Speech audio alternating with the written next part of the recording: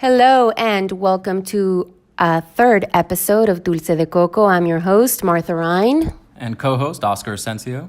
Thank you for being with us once again. We are home. We're home with Mami and papi. Say hi, Mom and Dad. Hello. Hi. So we are home because we wanted free food. No, I'm just kidding. We made Mom cook. It's all good. But we want to talk to them about what they're cooking now versus what they used to cook. We wanted to look in their fridge, compare it to our own, and just have a conversation about food. We're going to talk about different sauces. We're going to touch on washing the meat. Did you know that's a thing? And we're also going to talk about Dominican desserts. So are you excited to do this with us today? Yes, we are. Mommy? Yes.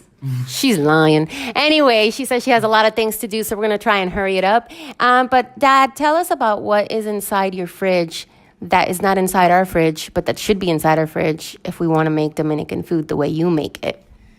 Well, to begin with, you have to make some seasoning to keep it. Sazon, right? Sazon, yes. Make it from the vegetables and those things that you can get in the market, like garlic, some onions, and cilantro, and salt, and some oil, peppers. How often do you make sazon, Mommy? How make? I put in the blender all the stock Oscar said. Nada. But you do that like once a week, 2 times a week. Like how long does this sazon stay good for in the refrigerator? Once a week. I definitely don't make sazon. That's a lot of work. I tried it once, but it turned out bad. Have you tried it, Oscar? No, I have not. It takes a little bit of work. I know that Mom likes to use the food processor and blend all the ingredients up just right, but I don't know the ratio as well.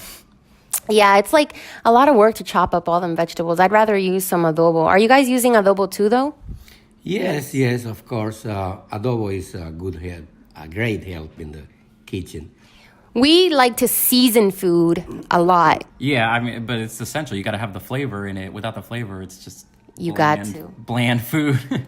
My husband, Eric, over-seasons things since he discovered adobo. He really throws down the adobo on everything. Eric has been a work in progress. We've brought him along nicely. He now uses adobo. He now uses our coffee rather than like the Maxwell House. Yeah, he doesn't do Maxwell House anymore. He does Bustelo for sure. And actually, they had a coffee service at his work, and like they canceled it after Eric took Bustelo to work. He's taking businesses out of work with these changes. Yeah, they canceled the coffee service. Now everybody drinks Bustelo over there, and it keeps productivity high, I gotta say.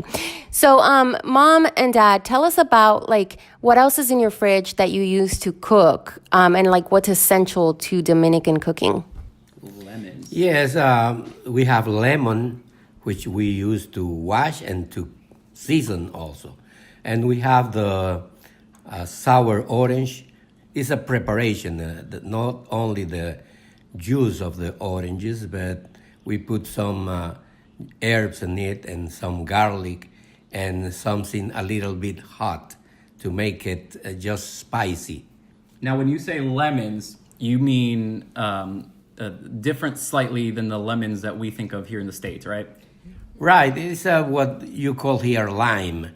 We say limon, and we always translate it as limon as lemon, but actually your lemon or the lemon here is different than our limon there.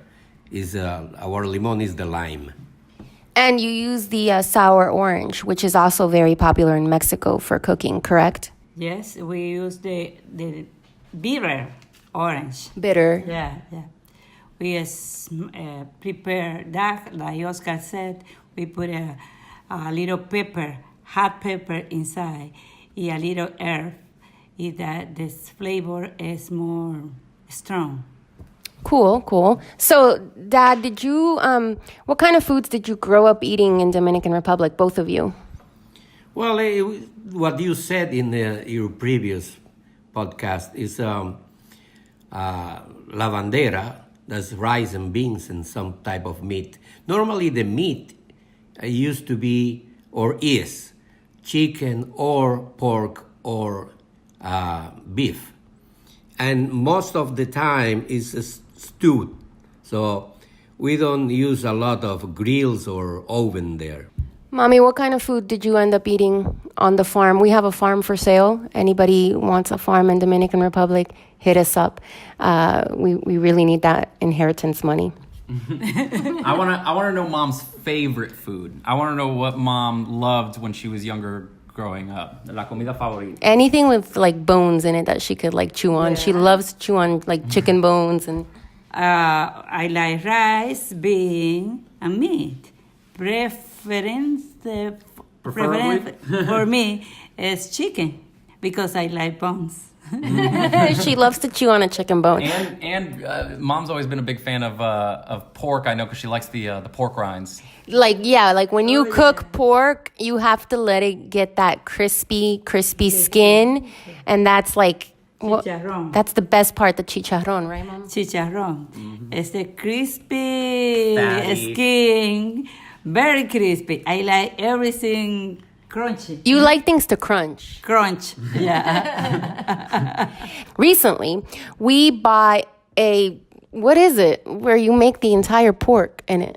The box, the Chinese box, I think is what it's called. But it looks like a barbecue. It's metal. Yeah, I mean, you just toss the whole pig in that sucker. And we have only used it once. Can we get another pig? Yeah, when you get the pig, I will make it. I will.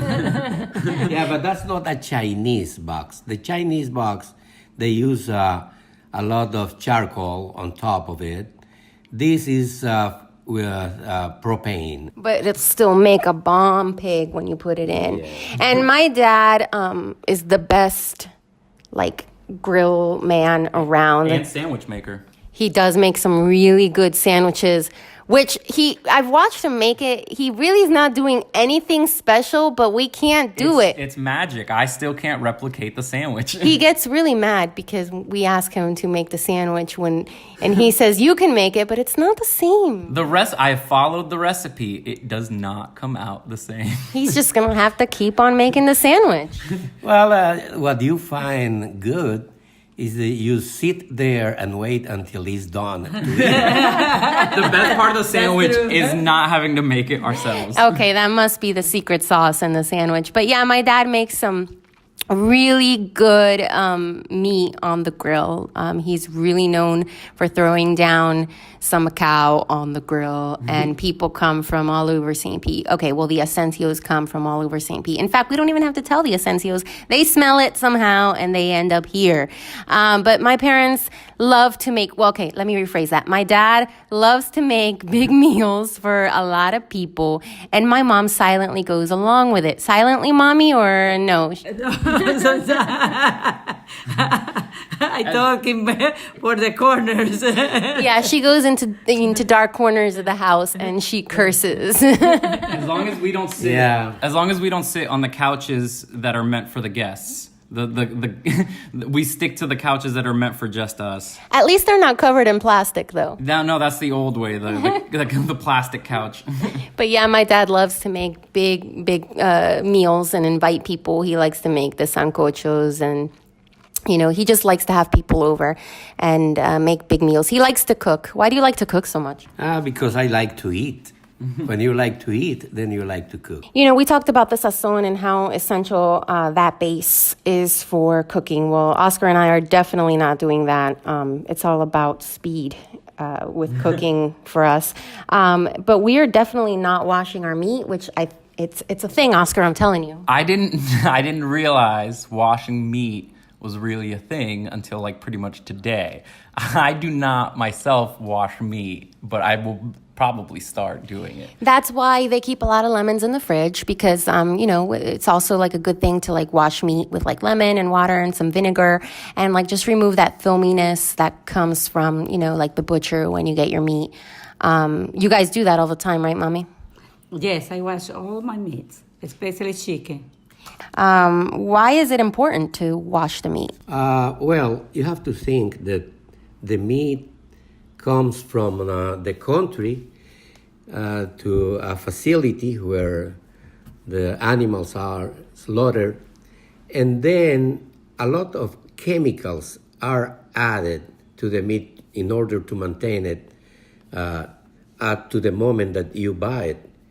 So when you wash it, you are taking those chemicals out or part of them. So I wanna I wanna ask Mom and Dad about desserts, because you and I were having a debate earlier about what some of these desserts would technically be called. I just say that they're a pastry. They're not a pastry. Okay, so every time that we go to Dominican Republic, my dad has to go to one store where they sell these desserts. Papi, what's the name of the store? La Selecta. Okay, so dad would go to the store, La Selecta, and like he would pick up, I mean, they come in like blocks. It's a little block, and it's real. I mean, it's mushy. It's just you just cut a little piece off. It's of it. firm though, it's not mushy. I mean, you can cut through it. You pretty can easily. slice it. Yeah. But I mean, it's just like a block of sweet. Something. It falls in the category of pastry to me. That's the way I see it. It's almost paste-like, but it's not quite a paste. It is like a paste, okay? And you slice it, and you eat it, and it's very sweet. And there's different variations of it. Dad likes the dulce de leche. And which other ones do you like, Dad? Well, we have Coco. coconut. Yeah. Dulce de Coco. Like the name of our podcast, Dulce de Coco. Okay, which other ones?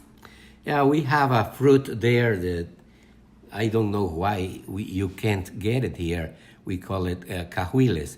It's for this thing that we eat, the nuts.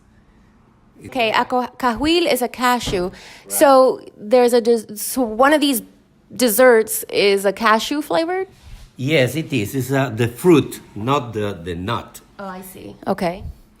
Yeah, and you can eat it as in the entire thing, the paste as cashew, or you can take the milk sweet and put the cashew inside as a filling. Let's go around the table and say, what is our favorite Dominican dessert? Mine is probably going to be cake, which Mom makes Dominican cakes. By the way, if anybody needs a cake, hit me up. My mom makes all kinds of flavors. And she makes it, instead of with like a buttercream icing, she makes it with a merengue icing, which is what, Mommy? El merengue is the white eggs. The egg white. It's white with sugar. With sugar, whipped with sugar. Yeah. We made like mermelada. I don't know. Marmalade. Yeah, marmalade. You put it in the white eggs on it, beating too hard until made the icing fluffy. So you whip it all together and it makes kind of like an icing. It's egg white and sugar, and you just kind of beat it together But until... it's lighter than the buttercream. Definitely, because the buttercream is based on grease, yeah. No grease. Nothing is grease. Yeah, it's just lighter, and people really like it. It's a little bit harder, too, I think. Yeah, but that's not my favorite. My favorite is easily the tres leche. The 3 milks cake, it's, condensed milk. What else is in it? 2 other milks at least. But all I know is that it's my favorite. Mom makes the best one I've had. It's very sweet, so it's kind of hard for some people who don't love something with a lot of Everybody in sweetness. this country know the tres leches. It's 4 milk. It's condensada, regular milk, Evaporated. heavy cream. Heavy cream. Okay, good. And what's your favorite dessert, Mommy? Well, dulce de leche. And Dad? Coffee. Well, that's all our favorite desserts. So, Dad, what did we make for lunch today? Well, we have garbanzo beans. We have some grounded meat and rice, of course. Delicious. I don't want to stop eating now. What kind of meat is it? It's ground beef, but obviously cooked dad style. What kind of sauce? You put tomato sauce. Yeah. Tomato sauce and olive oil. I like it because it's kind of like tangy with the tomato sauce. And actually, my favorite part that I didn't like growing up is the olives in it. Yes, olive. And Dad made Mom made some garbanzo beans in the Instapot. Yes, for first time. She ain't using no old-fashioned pressure cooker. Modern adaptations here. Mom made the rice, white rice, and it all looks really, really good. Not your traditional bandera, but more like a alternative bandera, right, Dad? Yeah, that's an alternative. I love the alternative because I love garbanzos. Yeah, garbanzo, chickpeas. Try them out. Love them. All right, let's eat some food. So on my plate, I have a nice mound of rice, some garbanzos, some picadillo, some avocado, and then I garnished it with some concon, which I love. I don't know what it is that you love about concon. It is just burnt rice.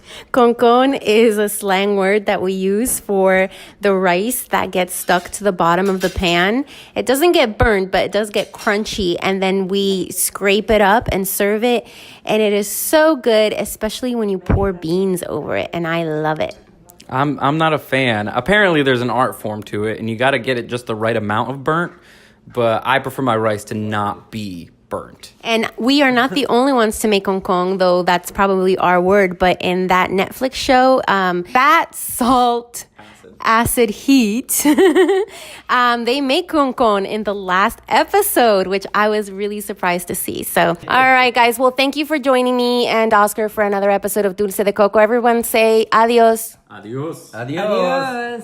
All right, and join us for our next episode where we are going to be talking about different juices and how fruits are essential and refreshing. And we're going to touch down on one famous fruit in particular, mango. All right, see you next time. Bye-bye.